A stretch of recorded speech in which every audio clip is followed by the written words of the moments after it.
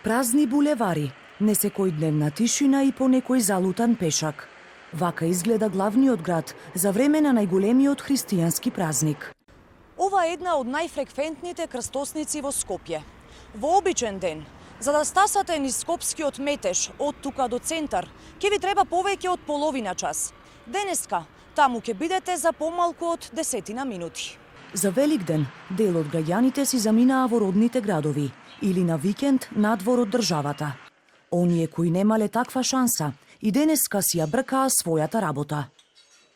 Супер, скопјаните си отидоа дома, ние сме раат одека што скопјани. Така се вика, дали? Одлично, јас си бев до сега на работа. Си се вратим, не така са, секој со своите обврски. Кај ше ме думал.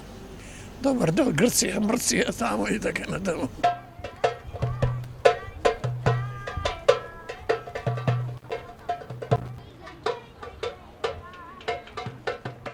Единствено џагор доаѓа од центарот на градот и старата скопска чаршија, кои деновиве се преплавени од туристи.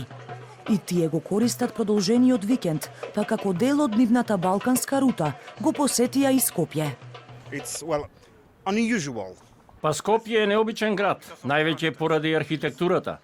Од една страна имате модерна архитектура, а од друга квази античка. Но супер е, прекрасно ни е тука. Дојдени сме за празниците и супер си поминуваме. Сепак, дел од граѓаните кои живеат тука, ниту оддалеку нема да се согласат со туристите.